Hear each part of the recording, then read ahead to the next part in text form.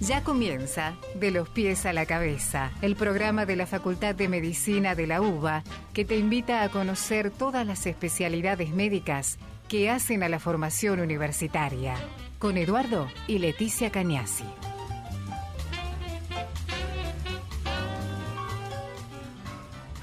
Bueno, buenas noches, bienvenidos a De los pies a la cabeza.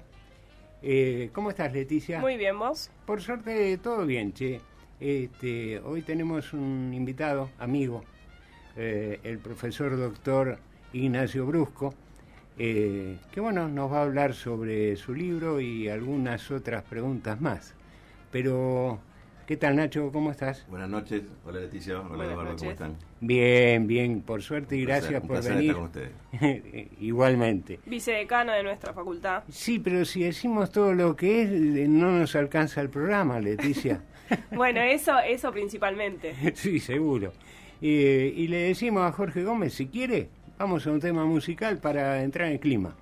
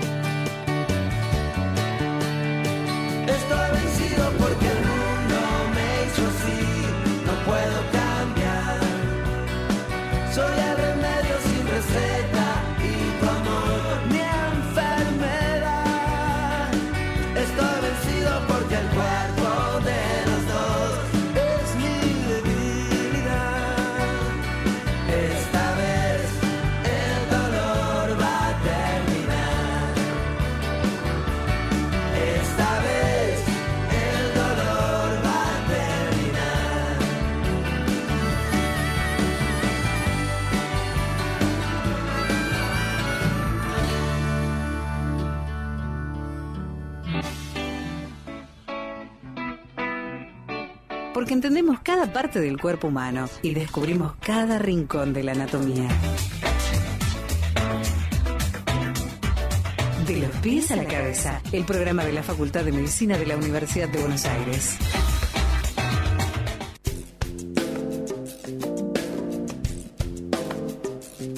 Bueno, gracias Jorge, estamos de vuelta y estamos, como habíamos dicho, con el vicedecano de la Facultad de Medicina, el profesor doctor Ignacio Brusco. Y tengo una pregunta sobre un libro que amablemente nos trajo y ya conocíamos la existencia.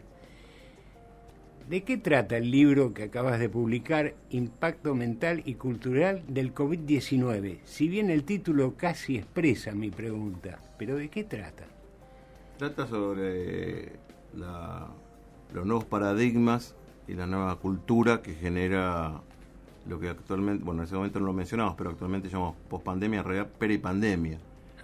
Nosotros consideramos que ha quedado una cantidad de hábitos todavía heredados de la pandemia y otros hábitos viejos que están recomenzando a funcionalizar y a refuncionalizar.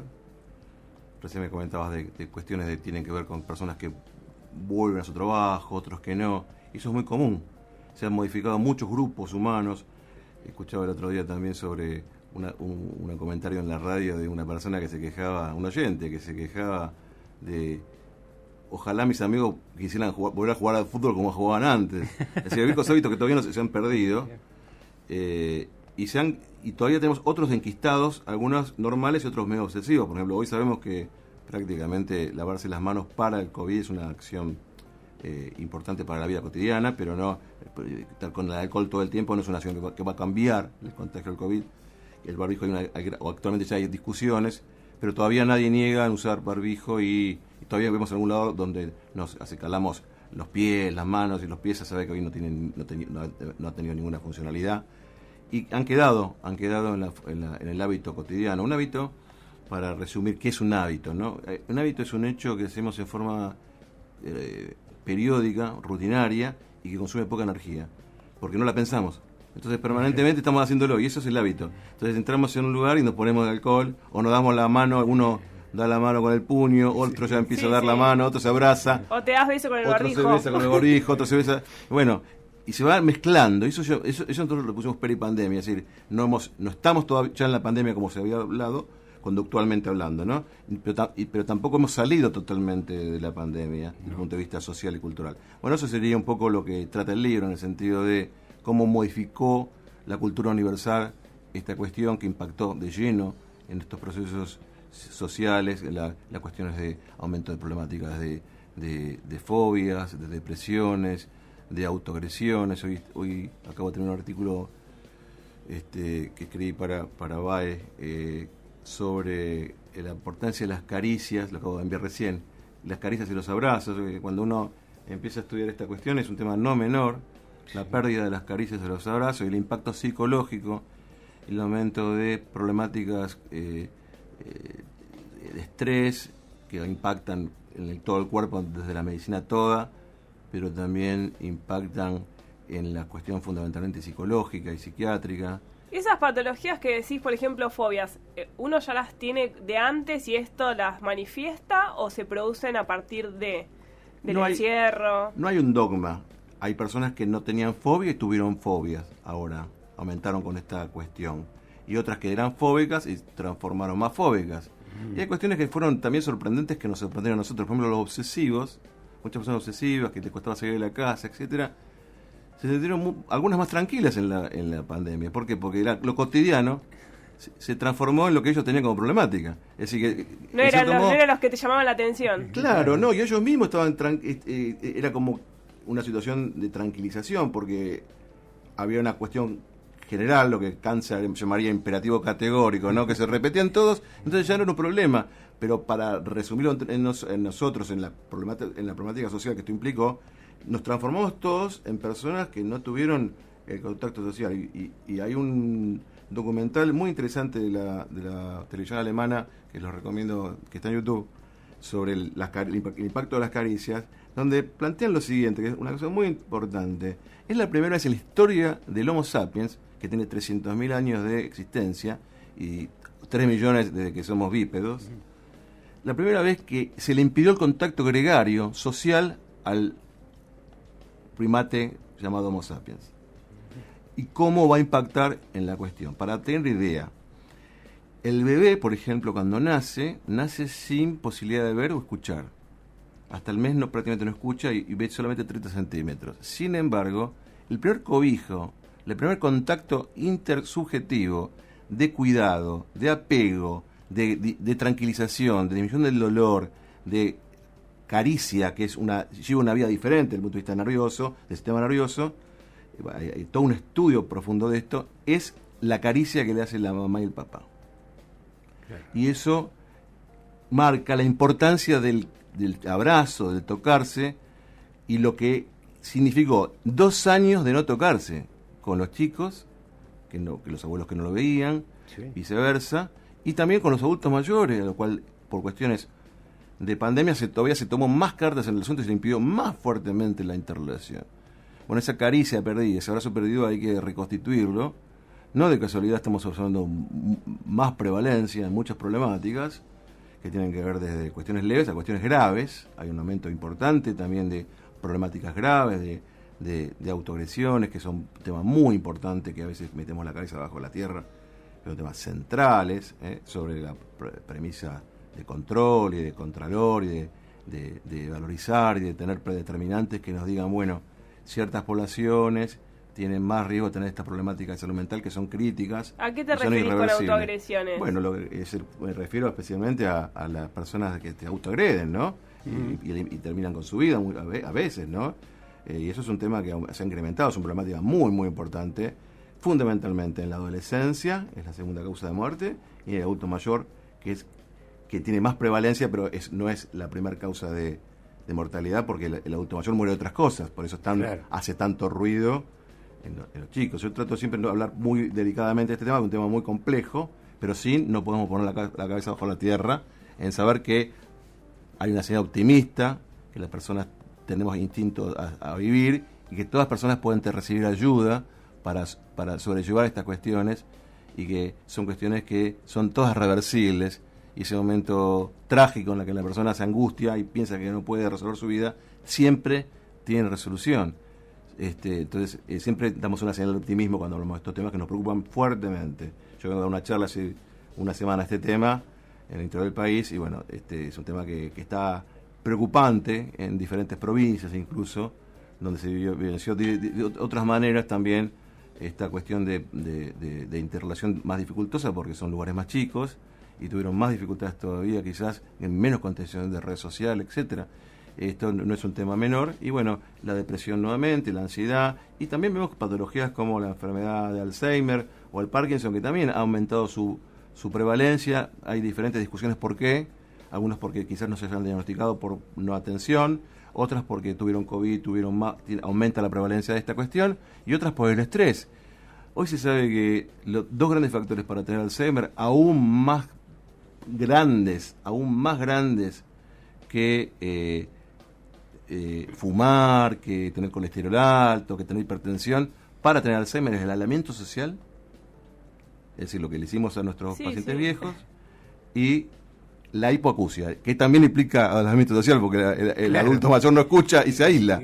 Entonces, esos son factores de alto riesgo para tener Alzheimer. Es decir, de una cuestión psicosocial y ambiental que se transforma en una cuestión totalmente fisiopatológica y neurológica, ¿no? Claro, incrementa la posibilidad del Alzheimer, o lo agrava. Sí, y a veces lo puede incluso desencadenar. Ah, sí, así, directamente. Sí, a partir del estrés que produce un aislamiento social prolongado puede generar problemáticas que hagan que genes que están tapados empiecen a producirse. Nunca es una sola causa. Es multifactorial, como decías vos bien, pero sí es un factor muy importante que el agregado sobre un riesgo genético y factores de riesgo puede conllevar.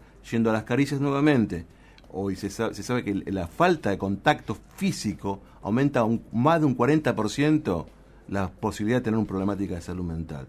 Es más alto la falta de contacto físico, el tacto, la caricia. La caricia es un contacto suave, predeterminado, delicado, que se transmite muy lentamente, y que todos sabemos a qué nos referimos, y que esos factores no solamente de riesgo si no se hacen, sino preventivos en el sentido del trabajo que hace terapistas ocupacionales, kinesiólogos, fonoaudiólogos, psicólogos, médicos, en el contacto físico que es importante en nuestra especie, ¿no? ¿Y hay posibilidad de revertirlo esto? Sí, una cosa interesante de los hábitos que escribimos en el libro es lo siguiente. El hábito instalado en la sociedad, instalado en nuestra cultura, en lo que se llama impacto cultural, que se fue instalando a través de generaciones, es difícil que se pierda, porque está muy arraigado. Y lo primero que se adquirió es lo último que se pierde desde el punto de vista del aprendizaje. Pero no perder esta situación del impacto social de la pandemia, que duró 2 años, casi 3, y con una peripandemia prolongada, está dificultando que esos hábitos se reincorporen y están en este momento como imbrincando, ¿no? Como una especie de matemática moderna, la vieja matemática moderna, ¿no? Para tautológicamente, cuando se ponían los conjuntos y se mezclaban, ¿no? Un conjunto con el otro. Bueno, hoy tenemos los hábitos viejos y los nuevos incorporados en las mismas personas, ¿no? Nosotros mismos a veces algunas cuestiones tenemos y otras no. Y otro tema muy importante, el tema del barbijo. El barbijo fue muy importante. Yo he discutido públicamente sobre la importancia del barbijo. Yo te he escuchado y lo empecé a mandar a mi marido con barbijo a la calle cuando nadie usaba barbijo porque te había escuchado y me decía, me van a mirar todos como un loco, vos ponételo.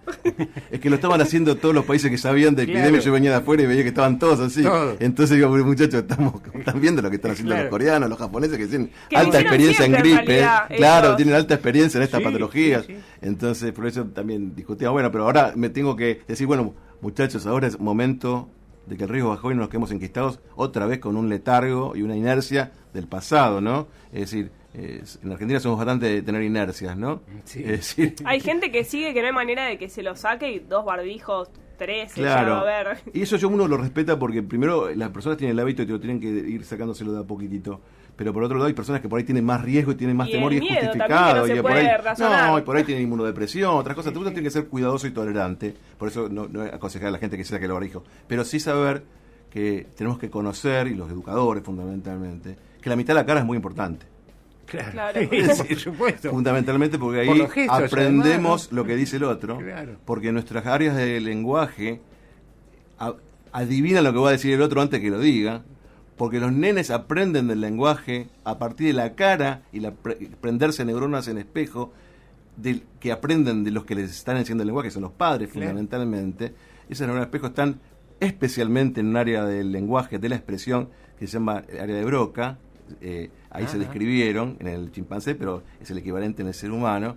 Y son áreas que increíblemente son de expresión, no de comprensión. ¿Por qué? Porque en realidad uno comprende lo que expresa el otro a partir de la cara, de la expresión motora de la cara. Y otra experiencia nosotros, médica, neurológica y psiquiátrica fundamentalmente, nos cuesta mucho ver cómo está la persona emocionalmente a partir de no ver la cara. Es decir, yo le tengo que bajar el barbijo, no solamente para ver si tiene una lesión del surco nasogeniano donde vemos accidentes vasculares, sino ver cómo se sonríe, si muestra cómo es la cara, cómo están sus dientes, cómo está su fisonomía. Y es muy difícil ver la cara sin ver la boca, que es donde tenemos la mayor cantidad de músculos y de nervios, porque ahí es donde tenemos el impacto tan importante de gran parte del cerebro, que es el cerebro del lenguaje. Es decir, cuando uno ve el cerebro, los grandes impactos son en la mano, donde tenemos la capacidad tecnológica y las praxias, y en la cara, donde está el lenguaje. Entonces, esas 2 áreas son centrales, y son 2 áreas que tienen muchísimas neuronas y muchísimos músculos para poder hablar. El tema del lenguaje y la capacidad de desarrollar nuestra capacidad práctica, que es en la mano, no de casualidad ha hecho que el Homo sapiens sea tal. Por lo cual, limitar media cara en el área más inervada es complejo y nos impide no solamente expresar, sino comprender lo que dice el otro, y a largo plazo es bastante complejo. Claro, y de tener un acercamiento también. Que el acercamiento primero es visual, porque somos seres macroópticos y no ver al otro. El otro día me pasó algo interesante en una conferencia que hubo, y vino una conocida mía, y yo no la reconocí, la miré y ella me miró y no sabíamos si éramos nosotros. Y después me mandó un mensaje y dice, ¿eras vos? Sí, eras vos, y lo tenemos que encontrar para hablar de un tema científico. Y en realidad, pero qué macana, porque podíamos hablar, pero hubo un cóctel después, pero tanta gente, y bueno, nunca nos vimos. Y digo, ¿a qué voy? Voy a que uno incluso no se reconoce algo que otra funcionalidad, y lo voy a aburrir con tantas funciones, pero son todas funciones muy descritas actualmente, que el reconocimiento de las caras. Claro. Hay un sector del cerebro que sirve para específicamente reconocer las caras. Así como tenemos un área de lenguaje, tenemos un área para reconocer las caras que se describió hace unos 10 años, fundamentalmente en el estudio de la epilepsia, donde se describió, a veces los estudios de epilepsia se hacen estimulando parte del cerebro y viendo si la persona tiene, qué le pasa, a ver si tiene reacción o no. Y la persona está despierta, el cerebro no duele, se hacen estímulos de ese tipo para tratar al paciente y hacer psicocirugía o cirugía de la epilepsia. Y al estimular en un estudio en Estados Unidos, descubrieron que la persona cuando estimulaba esa parte de la corteza cerebral veía a Jennifer Aniston. Entonces se llama las neuronas de Jennifer Aniston. Y lo que se vio en realidad es que hay neuronas o grupos neuronales para caras de nuestra mamá, de nuestro papá, de nuestros familiares, más conocidos, menos conocidos, y para las caras que vemos en la televisión y que de repente vemos, che, este actor lo vi, nos pasa permanentemente. De hecho, creo que Amazon tiene, bueno, último selección un aviso, pero está, tiene en la plataforma la posibilidad de ir reconociendo a los actores, ¿no? Y ver, che, quién, y permanentemente, ¿no? La gente dice, a ver quién es, lo vi, y claro, porque lo reconoció nuestra cara, pero todavía no lo tenemos en el lenguaje, claro. Y buscamos el nombre de esa persona. Entonces, hay sectores que son tan importantes. Ahora, si nosotros nos tapamos la cara, perdemos esa funcionalidad tan importante en lo gregario del ser humano, que es el ser más gregario de todas las especies. Otra cosa que escuché que se había como ido perdiendo en los nenes es la escritura. Esto de estar 2 años con la computadora, la manualidad de escribir. Bueno, se perdió aún más. Sí, indudablemente, creo que un cambio de paradigma hay más profundo que la pandemia ahí, porque lo que hubo un aumento de consumo de tecnología. Sí, que para un montón de cosas está buenísima. Pero en exceso va a generar una dificultad. Porque como que se relacionan también mucho los chicos a través de la tecnología, pero en vivo y en directo les cuesta un montón. Así es, y eso es tal cual es muy importante lo que decís vos, que es lo que es la peripandemia.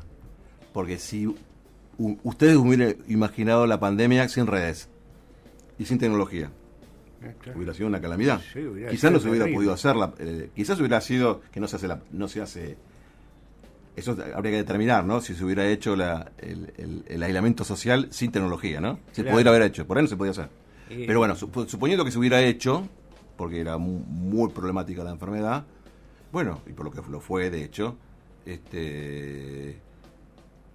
sin redes y sin tecnología hubiera sido muy complejo. Ahora, eso que fue bueno en un momento, como todo en la vida, tiene cosas buenas y cosas negativas, y las negativas ahora son muy predominantes, entonces lo que observamos es que a los chicos les cuesta socializar, les cuesta ver nuevamente sus grupos de amigos, les cuesta ver cómo viajan, cómo hacían para viajar.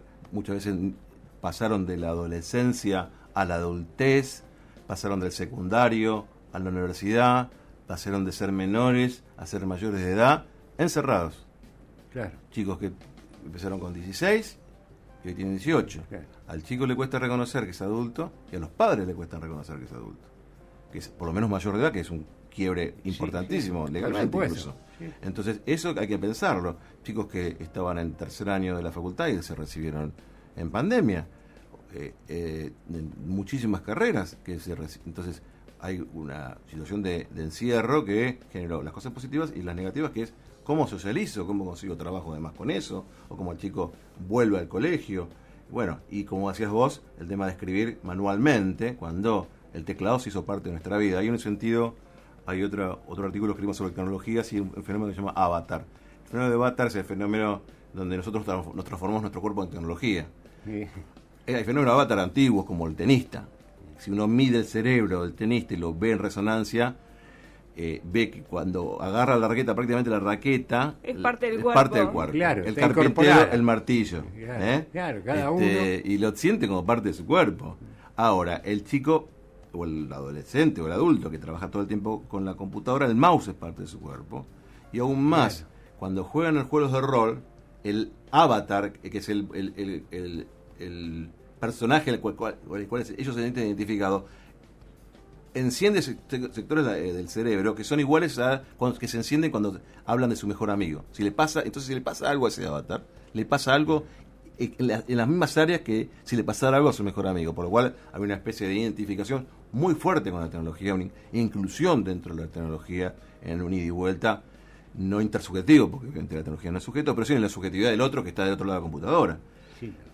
Juegos electrónicos, esto de Twitch, todo esto que nosotros a los más grandes nos pasa de largo, y la revolución que hay con esto en los eSports, en todas unas redes que los chicos no miran más televisión. Hay todo un mundo de streaming que nosotros no conocemos y que realmente fue muy importante para socializar y para contener, ojo, fue muy importante no solamente para la educación, sino para socializar a los chicos y tener los contenidos. Muchos chicos trabajando solamente con un celular, que le dio red social, que los contuvo en esa edad tan peligrosa que es la adolescencia, de todo punto de vista, y tan bonita, pero también de riesgo, porque explotan las emociones sin una función cognitiva que nos contenga, y entonces todo por demás, y bueno, por eso pasan estas cuestiones, y también pueden pasar, hay más accidentes viales por ese motivo también en la adolescencia, pero por otro lado hay que ver de qué manera la persona sale de la tecnología y vuelve al mundo, ¿no? Y claro, se cómo se incorpora en la incorpora, sociedad, claro. porque como decíamos, la intersubjetividad, la relación con el otro personal,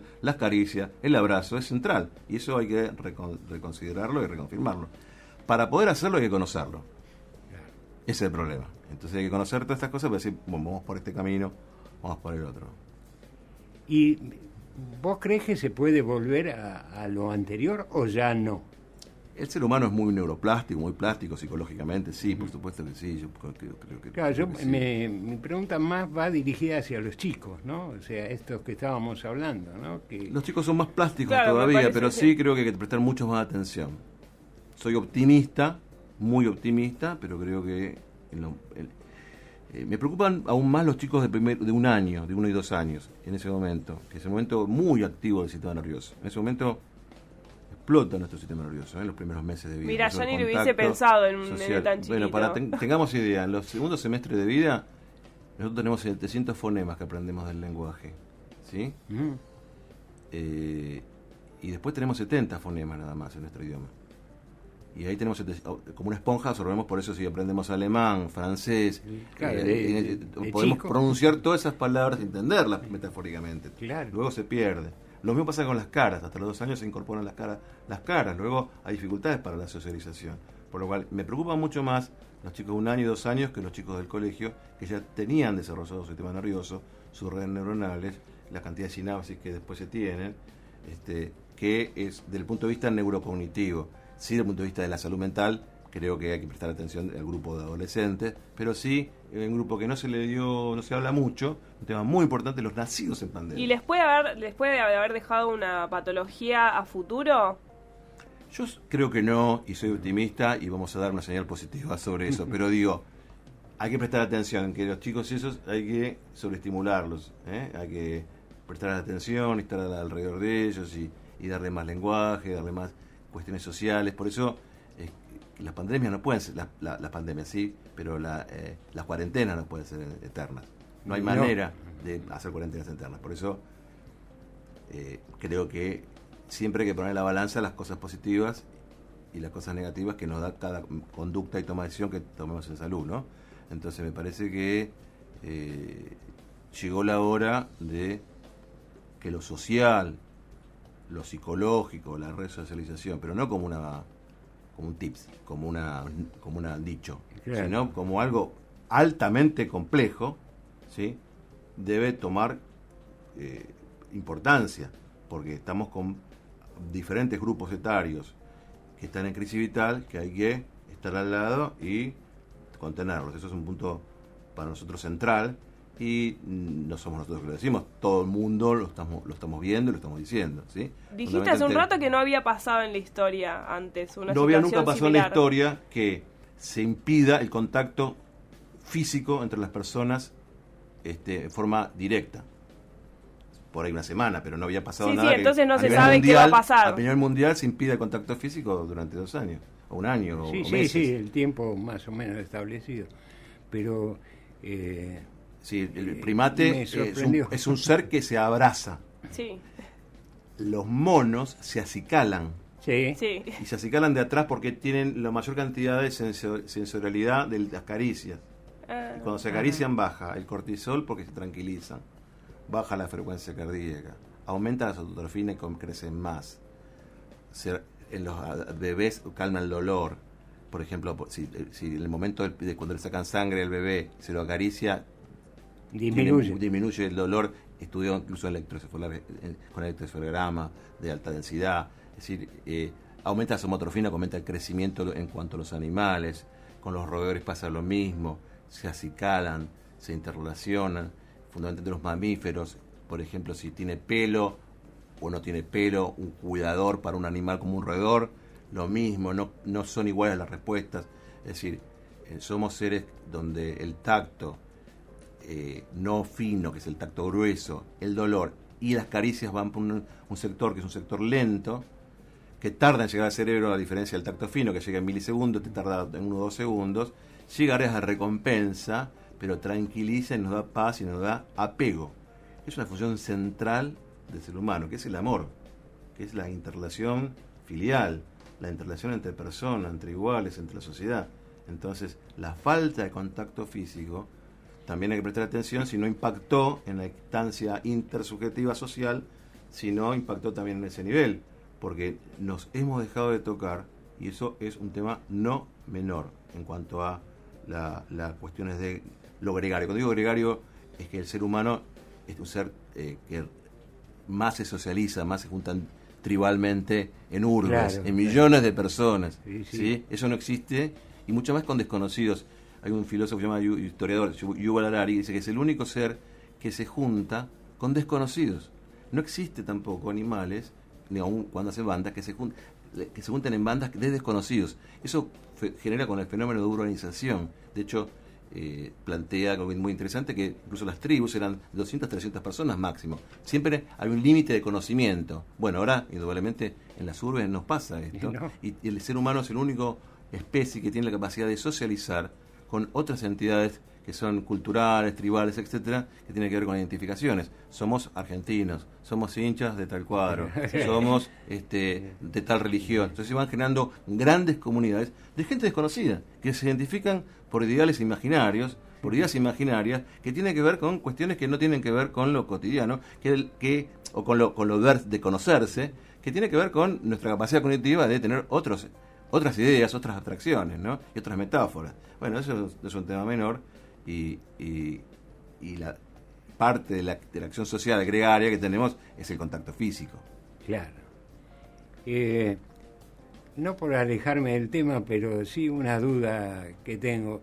¿Qué te motivó para estudiar medicina y filosofía? Porque además sos doctor en filosofía. Sí. Bueno, no podría responder 100% de certeza. ¿Qué fue primero, la filosofía o la medicina? No, primero fue la medicina, y me motivó, seguramente es multifactorial, pero fundamentalmente una rama de la instancia que interrelaciona lo social con la biología, que me interesaba mucho, me gustaba mucho lo científico, y me gustaba mucho también. No podía quedarme encerrado en un laboratorio, que hoy se llama medicina translacional, que ahora se puso muy de moda. Claro, decir, ahora sí. Claro, porque antes los científicos estaban encerrados en un laboratorio y los clínicos estaban en el hospital. Ahora hay una cosa que se llama medicina translacional, que está muy de moda, que es cómo se traslada la ciencia básica y se expresa en lo clínico. Por ejemplo, para dar un ejemplo, los monoclonales de Milstein, ¿sí? Eso revolucionó la medicina. Bueno, eso sería la medicina translacional. Pero hoy está, claramente hay maestrías enteras de medicina translacional, hecho por los científicos básicos. Entonces, hoy esa cuestión interrelacionada de lo científico y la ayuda al prójimo, etcétera, es una cuestión que me movilizó. Y cuando yo después hago psiquiatría y hago neurología primero, neurología cognitiva, y después neuropsiquiatría y psiquiatría, bueno, hay una línea muy delgada entre la conducta humana y la filosofía, fundamentalmente un área de la filosofía que se llama filosofía de la mente, que es el estudio de los impactos de los sistemas de conciencia, de toma de decisiones desde el punto de vista filosófico, ¿no? Sí, es muy difícil ya diferenciar eso. O sea, se complementan. Son complementarios, no es que ingeniería y otra rama que derecho y piano, que siempre igualmente quien lo hace lo va a encontrar la justificación para internacional, a ver si estamos prejuzgando, ¿no? Pero cosas que nosotros por ahí en nuestra cabeza harían muy por vectores diferentes.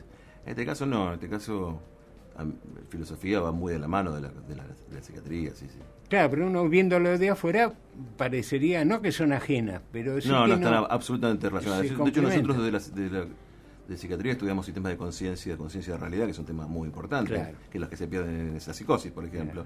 Y grandes estudiosos de la conciencia de realidad son filósofos. Por ejemplo, Dennett, Newman, son gente que son filósofos de la mente que estudian sistemas de conciencia, ¿no? Y es increíble como las carreras de posgrado van unificando estas cuestiones, porque yo tengo el doctorado en filosofía, que es un posgrado, entonces no es que yo vengo de la filosofía, sino que adquiero esta expertise, este estudio interrelacionado con mi conocimiento previo que tiene que ver con la conducta humana, ¿no? Claro, suena a que esto te llevó a complementar, pero no solamente el aspecto médico, sino personal, seguramente. Es que cuando cada cosa que hacemos, cada paso que damos en el mundo nos complementa en lo personal, no hay manera que no impacte en nuestra vida cualquier cosa que veamos, ¿no? Es decir, el ser humano, cualquier animal desarrollado, toma decisiones. Sin duda. Es decir, el sistema nervioso está aplicado, hay una persona que se llama Gazzaniga, un neurobiólogo muy importante, Gazzaniga, que plantea que el sistema nervioso es muy reduccionista, nuestro cerebro es un sistema que toma decisiones en pos de la supervivencia. Ese es el afinado sistema neural para tomar decisiones. En cierto modo tiene una gran cuota de verdad, porque la función cognitiva, filosófica, neurológica, de la conducta, psiquiátrica, y la vida, es la toma de decisiones. Sí. Cuando se votan los legisladores, toman decisiones en ese momento, es el punto crítico, cuando levantan las manos, cuando nos casamos, tomamos decisiones, cuando tomamos un viaje, tomamos decisiones, estuvimos en la carrera otra, estamos todo el tiempo tomando decisiones. En una lucha de vector entre lo emocional y lo racional. En cosas chiquitas también, mucho más chiquitas. Siempre, nosotros decimos que hay tres grandes grupos de toma de decisiones. Los inmediatos. Claro, ¿qué como? Exactamente, tengo hambre, como. O sí. Más rápido todavía, estoy manejando y decidí volantear para ir por el otro lado. Es el inmediato, que es muy instintivo. Un a mediano plazo, que es más racional, que es donde hay menos variables, ¿sí? El instintivo es porque es una reacción casi subcortical del sistema nervioso, donde reaccionamos en forma reflejos. El otro es donde tenemos pocas variables. Por ejemplo, veo que mañana va a llover, anuncian todas las radios que va a llover, y uso, excepto la película Granizo, digamos, que llevo paraguas. Llevo paraguas, y eso es más fácil, va a llover, llevo paraguas. Claro. Es inmediato.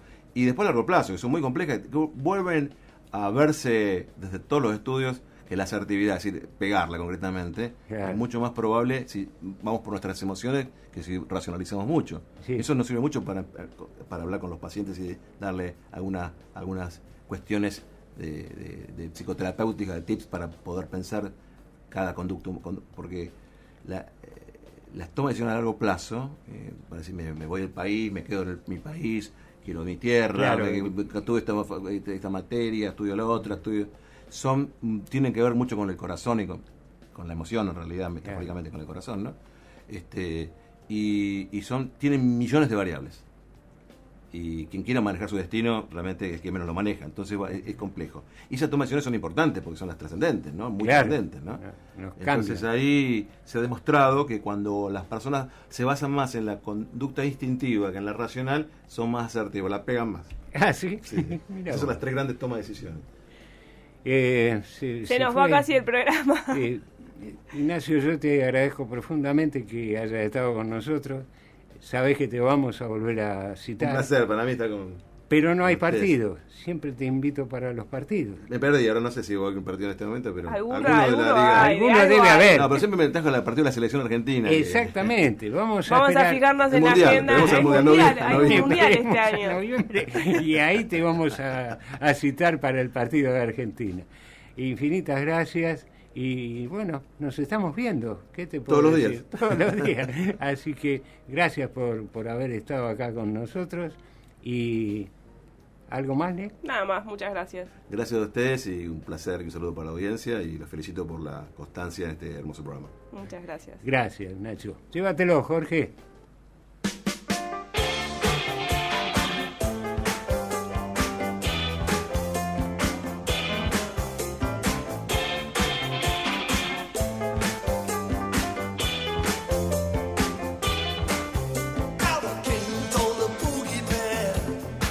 You have to let that rocket grow.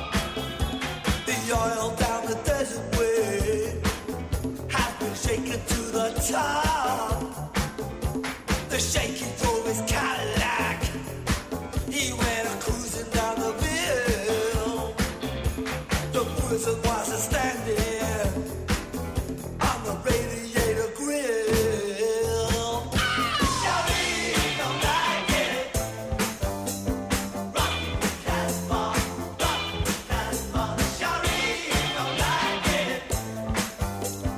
Rock Casbah, rock Casbah. By order of the prophet, burn that boogie sound.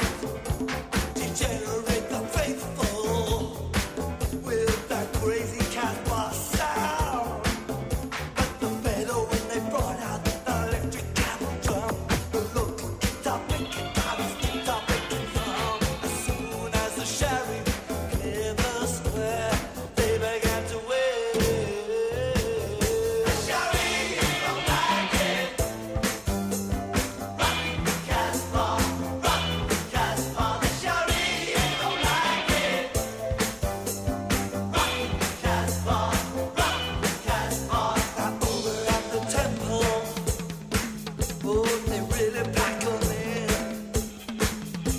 The crowd say it's cool to think this chanting thing. But as the wind changed direction and the temple band took fire, the crowd got a whiff of that crazy Casbah chant. Shawty don't like it. Rock Casbah, rock Casbah. Shawty don't like it. Rock Casbah, rock Casbah. The king called up his jet fighters. He said you better run your play. Drop your bombs between the minarets. Down the Casbah way. Soon as the sheriff should put out of there, the jet pilots tuned to the cockpit radio blare. Soon as the sheriff's out of their hair, the jet pilots wait. Shawty don't like it. Rock Casbah, rock Casbah. Shawty don't like it. Rock Casbah, rock Casbah. Shawty don't like it. Thinks it's not kosher. Rock Casbah, rock Casbah. Shawty don't like it. Fundamentally can't take it. Rock Casbah, rock Casbah. Shawty don't like it. You know he really.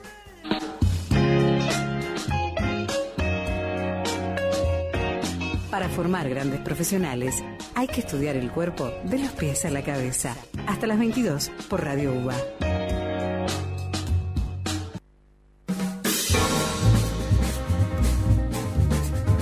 Bueno, estamos de vuelta, Leti. Estamos con el licenciado en Podología Guillermo Tapia, jefe de trabajos prácticos de nuestra Escuela de Podología.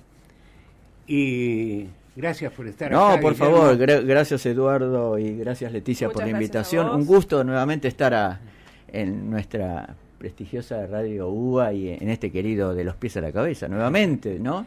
Sí, ya se está. Sí, este es el tercer programa, pero bueno, Bueno, después de tanto tiempo estamos aquí. es que estamos de vuelta. Estamos de vuelta, volvimos. Volvimos.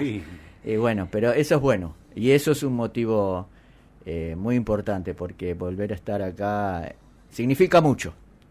Sí. En todo sentido, ¿no? Estar significa mucho. De mi parte te agradezco, pero para nosotros también significa mucho, porque estamos representando a la Facultad de Medicina. Sí, por que supuesto. es algo que, bueno, trae su peso, ¿no? O sea, Por supuesto. Por eso uno cada día que está y sabe que representa a la facultad, se siente orgulloso y trata de dedicarse día a día a esto que llevamos a cabo en cuanto a la docencia. Sí, más que, de acuerdo a lo que conocemos nosotros, la audiencia es muy vasta Y hay gente que nos escucha de cualquier lugar del mundo, hasta Claro. no lo podemos pensar, claro. Por ahí egresados de nuestra facultad que están radicados en otro lado y de golpe te escriben mensajes que lamentablemente no podemos pasar. Y es lindo porque, teniendo en cuenta los 200 años, es volver a sentir a la uva presente desde la lejanía y a la distancia donde se encuentren. La radio llega.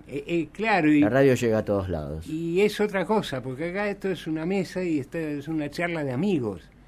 Yo lo considero así, por eso vengo tranquilo y vengo acá a charlar. Nos conocemos hace Un tiempito. poquito. Hace tiempito. Hace un tiempo, es verdad. Hoy estaba pensando, digo, si decimos que es desde del siglo pasado, quedamos muy antiguos. No digas nada. No digas nada. Bueno, no nada. digan nada. Mejor no Obviemos digas eso, nada. lo Sí. borramos. Sí, de acuerdo a tu experiencia, yo te quería preguntar si hay algo que les cueste más a los alumnos con este regreso a la presencialidad. Yo no sé si les cuesta, Ujú. yo los veo motivados, y eso es bueno, porque la motivación de volver a estar en el ámbito presencial es importantísimo para nosotros, porque la formación nuestra, más allá de lo teórico, es una carrera que la Sí. práctica Práctica, es sí. fundamental. Es ¿no? fundamental, sin duda. Entonces, la motivación que ellos entrar al ámbito de la facultad, quizás hay cursadas donde es muy raro, porque hay cursadas donde nunca habían entrado al ámbito de la facultad, y hay otras que empezaron, se cortó, volvieron, se recibieron, fue todo un Sí, mix. sí. Ahora están terminando un grupo o este año va a terminar un grupo que ya está más inserto en el mundo de la facultad. Pero bueno, quizás lo que les cuesta más, y no lo evidencia, pero obviamente es el traslado, el moverse, el no estar en la comodidad de la casa, pero bueno, es importante estar donde están. Yo digo que la formación y el lugar, el ámbito exacto para la formación de nuestra carrera es en la práctica. No es cabe en el duda. hospital. El hospital, sí. Es en el hospital, es en la facultad, donde es ahí, en el sillín, sentados en el sillín. Además se con crea los un casos, lindo con los ámbito. El pacientes. ámbito de la facultad es un lindo ámbito, el ámbito del hospital. El ámbito del hospital es sí, están entre pares, que son sus compañeros, Sí. la socialización, y después los forma para que después en un ámbito laboral, porque no todos van a trabajar individualmente. No, no, O sea, por supuesto. hay que estar con pares que ahora son compañeros, pero en un momento van a ser colegas. Entonces, esa interrelación de trabajo, de formas de tratar a los casos, eso es bueno, los va formando, los va insertando en el mundo próximo, que cuando terminen cuando sean graduados, ya van a tener ese ritmo de socializar con Y colegas. relacionarse con otras disciplinas también dentro del hospital. Por supuesto. Si uno se queda en la casa, se relaciona con las paredes que se le vienen encima. Sí, sí, Uno no tiene hay. que tratar con diferentes Especialistas. en el hospital o en la facultad. Vos te cruzás o tenés que tratar o tenés que diferentes especialidades, saber cómo uno se tiene que manejar, cómo tiene que decir las cosas, cómo se tiene que expresar. Entonces, un compendio de formación, desde lo práctico hasta cómo uno se relaciona en el entorno de facultad. Y además ver al compañero cómo actúa. Y también podemos modificar actitudes de uno propias, ¿no? Sí, por Sí, o ver qué cosas no, también. También. Por supuesto, sí. También. Sí. Siempre tratamos de que sigan buenos ejemplos. Claro, sí, ¿no? sí. Esa Es la idea. es la idea. Es la idea. Esa es la idea. No, pero también en cuanto a la atención, ver que tu compañero se equivocó en algo, también decís, bueno, esto yo sé que no lo tengo que hacer. Claro.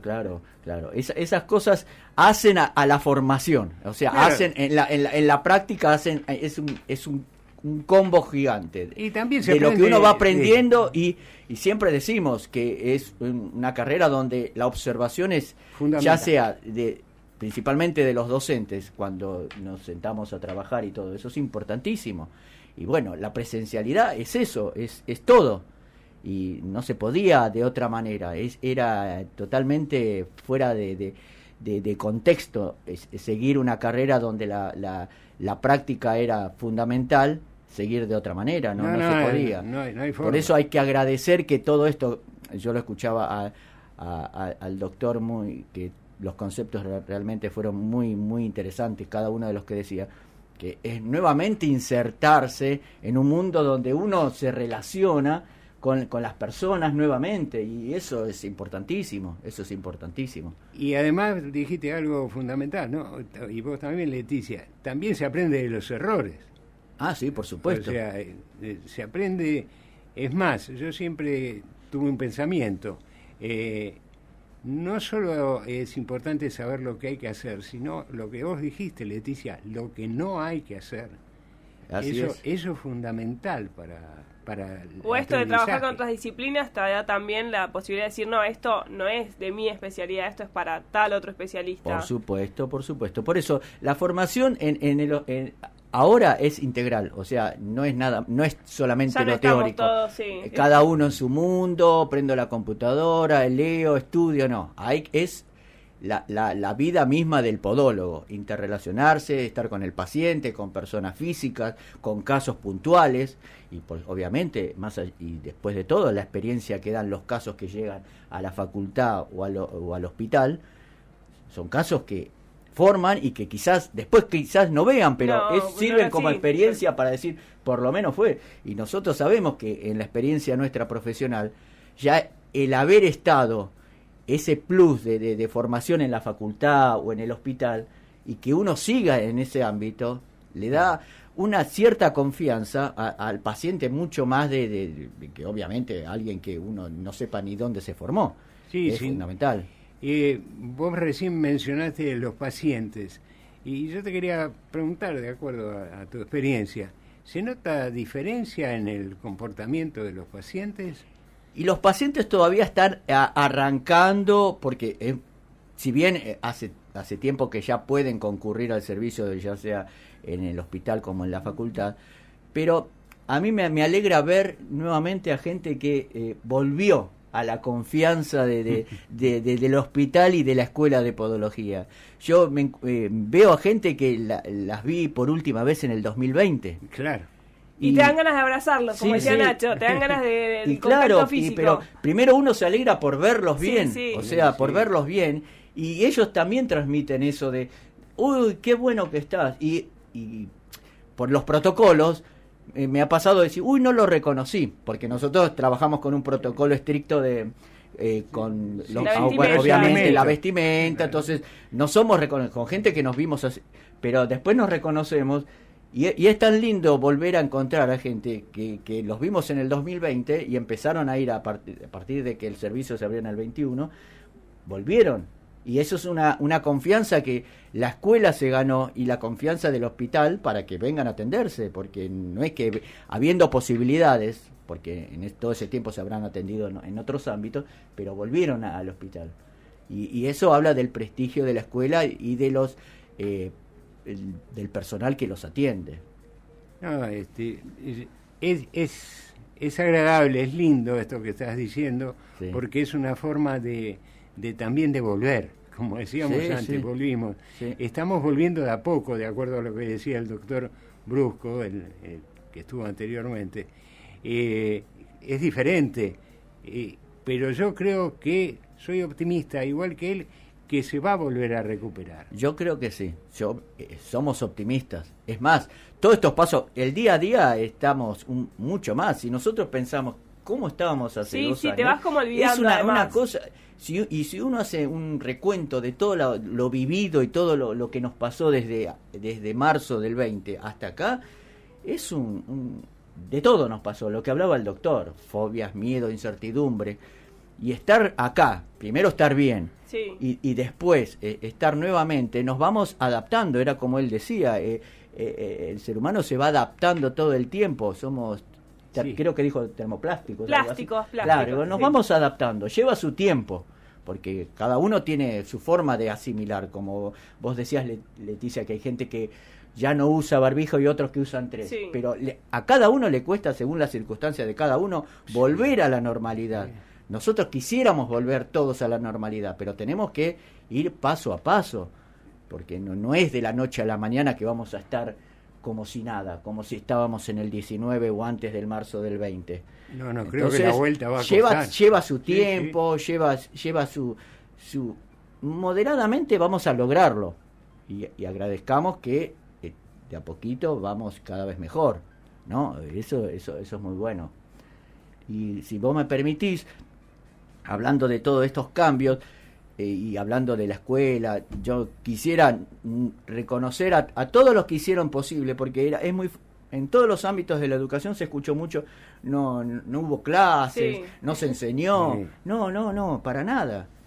Todos nos pusimos nuestro granito de arena para que, hablando de la escuela de podología, la formación no se detenga. O sea, la facultad nos dio las plataformas, el ámbito, las formas de llegar al alumnado, pero el alumnado tuvo clases.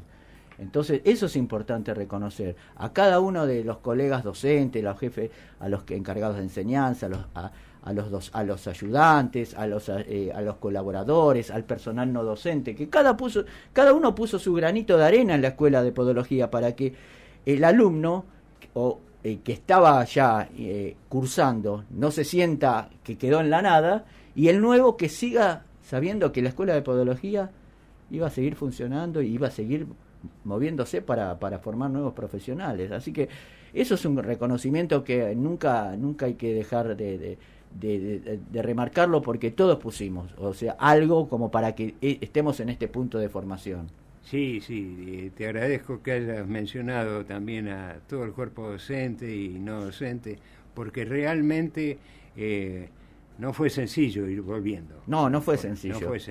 No fue sencillo. Había mucho temor, mucha Sí, por supuesto. incertidumbre, y todos pusieron el hombro. Esto que vos decís es muy cierto, así que también Yo me acuerdo agradecimiento. cuando se decretó el aislamiento, que vos me pediste, podés ir a que se va a ver en las reuniones de cuerpo de profesores, y yo fui y te comenté, digo, están empezando esto, o sea, no se puede proyectar hasta dónde llegará, pero por lo menos la facultad de medicina y que la Universidad de Buenos Aires encaró un nuevo camino hacia una nueva forma de enseñanza, que quizás sea un híbrido, ¿no? De tener la presencialidad, un poco. pero por lo menos nunca se detuvo, digamos, hasta acá llegó y veremos qué pasa, ¿no? La Universidad y la Facultad de Medicina siempre puso sobre la mesa la forma para que el alumnado siga en su formación, ya sea los que estaban por ingresar, los que estaban cursando y los que estaban obviamente terminando. En cada estadio de la formación nadie quedó a la deriva, digamos. No, desde ya. Sí, Guillermo, ¿escuchaste vos la frase esa, el tiempo es tirano? Sí, nos quedó corto el Yo programa la hoy. escuché, ¿puede ser en este programa? Puede ser, Ya lo alguna dije, vez yo puede creía ser. que era original con esto. Asiente Jorge, nuestro operador, con la cabeza, que sí, el tiempo Es prepandémica esa frase. Sí, claro, Sí. sí. Y pasó la pandemia y sí. y sigue. Yo te agradezco No, muchísimo. por favor, cada Te vez pido que... disculpas, el tiempo se pero, fue. Mirá, yo creo que a todos los que estuvieron escuchando al doctor antes, todo lo que dijo es una enseñanza y una apertura mental y de conocimientos que hasta yo lo estaba escuchando cuando estaba en la vereda esperando, porque me parecía súper importante todo lo que decía, así que porque bueno, no hay que pedir disculpas de nada, somos parte de este Del equipo. de los que vinimos. Claro. Y bueno, estamos acá para la próxima habrá más tiempo, habrá más temas y ya estamos acá. Ya no hay está, problema. estamos acá. No hay Te problema. agradezco, Guillermo por Tapia, favor. licenciado en Muchas gracias. Podología, que nos acompañó, un compañero, vos fuiste alumno mío también. ¿Quién no habrá sido alumno mío? Ya no recuerdo. Matusalem. Puede ser. Bueno. Sí, y le hizo una pedigrafía. Puede ser. Y tenía pie... Plano. no, egipcio. Ah, Pie egipcio, claro.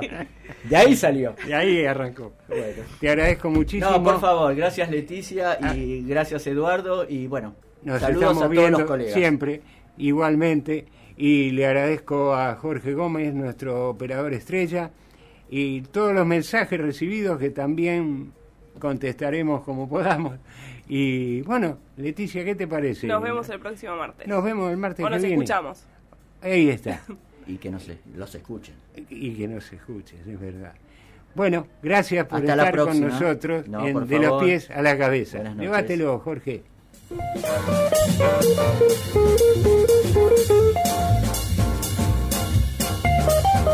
Comprometidos con la salud. De los pies a la cabeza. La cabeza. La cabeza. La cabeza. La cabeza. La cabeza. La cabeza.